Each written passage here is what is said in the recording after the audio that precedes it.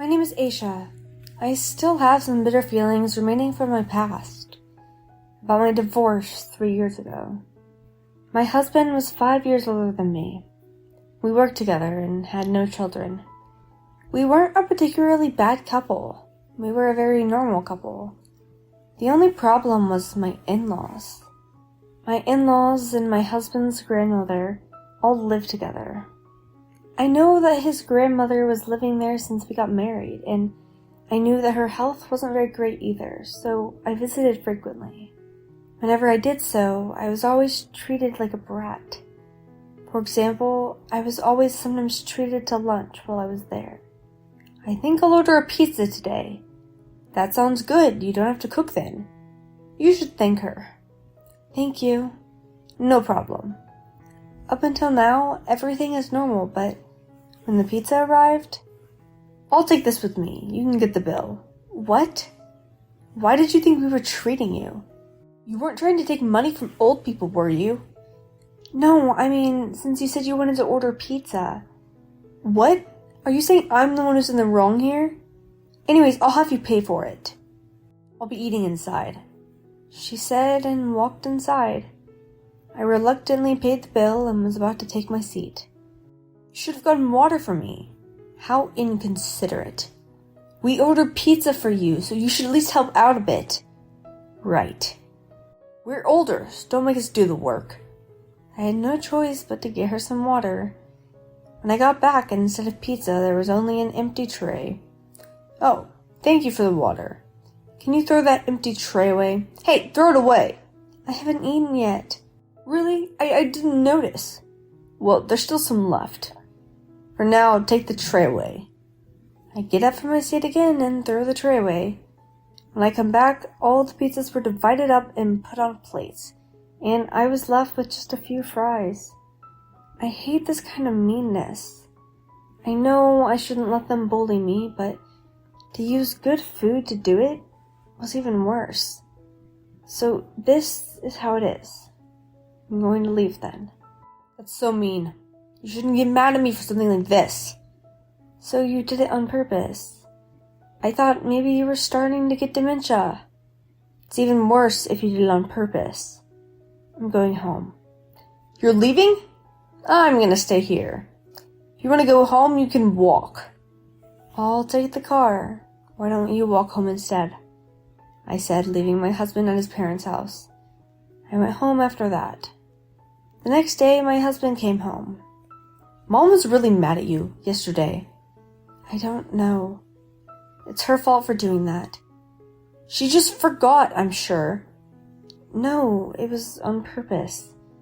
There's no way she'd talk to me like that if it was an accident. You weren't any better either. What am I supposed to do there? You could have saved some for me. Just forget about small things like that. Just do what I tell you and we'll all be fine. You just want to have fun bullying me more, don't you? You really only see the negative side of things, don't you? I feel bad. He said that, grabbed his wallet, and left. Whenever my husband's in an inconvenient situation, he always runs away. I was thinking about divorcing him every day. But we'd only been married for a short time, so I thought I would try my best to improve our relationship. Until I looked at my husband's phone. One day, as usual, my husband left angrily, but this time he left his phone behind when he left. I didn't pay much attention to it at the time, but I saw on the screen my husband's phone lit up. I looked at it, that there was a message. The person messaging had a girl as their contact picture. I was curious, so I unlocked the phone and read the message. I found out that my husband was cheating on me. Before he came back home, I took a picture of the phone screen. Then, from my own computer, I was going to check his message, but my husband had come back. My husband checked his phone where he had left it, and he looked flustered. Did you look at my phone? He asked, so pretending not to know anything. Why? I didn't look. But is there something you don't want me to see on there? No, there's not. Did anything come in? I don't know. I heard a few message notifications. Okay, I'm going to bed. Okay. And with that, my husband went to the bedroom, clutching his phone. As I watched him, I was filled with anger. But at the same time, I was happy. After that, I checked his phone regularly and started to collect evidence of the affair. Apparently, my husband had been cheating on me since before we were married. He was planning to have me take care of his parents, to make his life easier for himself. Is that what was written on there? After gathering evidence, I sent it to his workplace, his partner's house, his parents' house, and left divorce papers at home. Then I went to my parents' house, and after a while, my husband contacted me and said, "You're in a lot of trouble for that bullshit you sent me." What do you mean? It was forgery. No, it's not. I took pictures of it on your phone. I'm not getting a divorce. If you don't want to play along, should we take this to court? I'm sure you'll lose the case. The word court startled him. He hung up on me after that. A few days later, he called me and said he wanted to talk to me. I didn't want him to come to my parents' house, so I told him to come to a nearby cafe. I came to the cafe at the time we agreed on and was waiting for him with a smile on my face. "Hey, scammer. What are you talking about?" "This." Then he took out the evidence I made. Everything I collected should be true and I haven't committed any fraud. My husband showed me a certain website. A site where you can create something that looks like a message screen. He said, "I heard you can make these kinds of things, so your evidence is fake." I see. You've thought about things then. In other words, since you can create messages on screens yourself, my evidence is invalid and you can avoid a divorce. Is this what he seems to think? My husband folded his arms and snickered. "Oh, now you see. If you apologize on your knees, I'll forgive you." But you're still naive. Do you think I'm done collecting evidence? No, I haven't stopped at all. If I need to, I'll hire a detective to get more evidence. I haven't stopped yet. Because my husband had cheated on me. I took out a thick envelope and said, "I haven't finished my investigation, so I haven't sent it in yet. But I have evidence of your meeting with your partner. I send that in, it should be even more damaging, right?" "Well, it could be someone other than me." You just won't give up, will you? Can you say that in court? He was at a loss for words. "I'm going to try and get alimony as well. From you and your partner." "I'm not hearing any of this." "It's obvious I would, so I didn't tell you." "I mean, why would you think this wouldn't happen?" "Because it's fake. And we're not getting a divorce, right?" "Give it up. I'm divorcing you, and I'm going to give my alimony. I've already made up my mind, and I'm preparing now.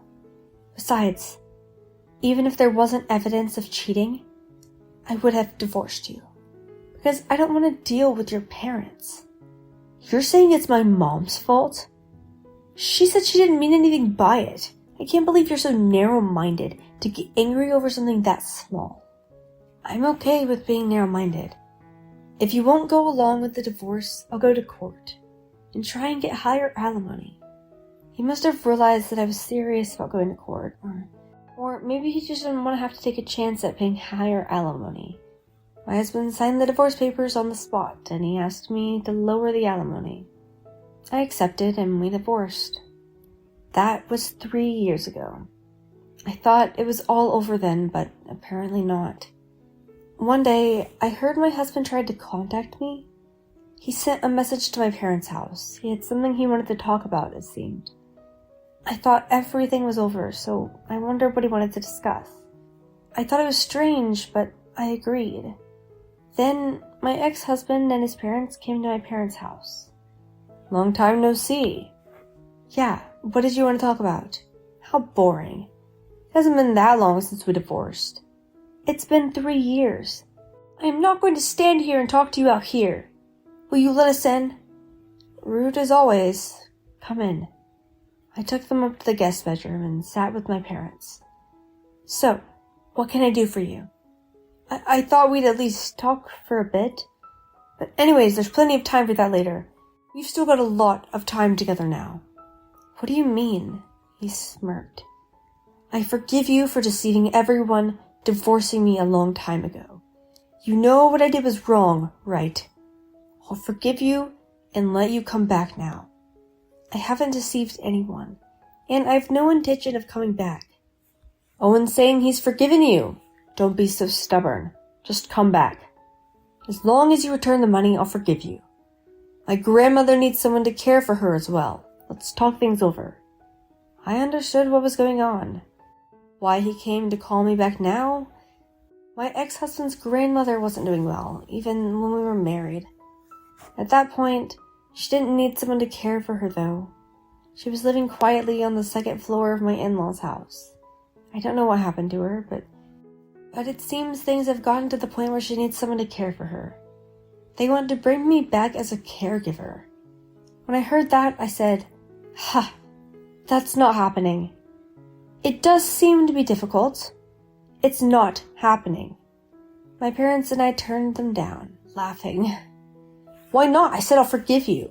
If you take care of her, you can live in my parents' house. Isn't that a good deal?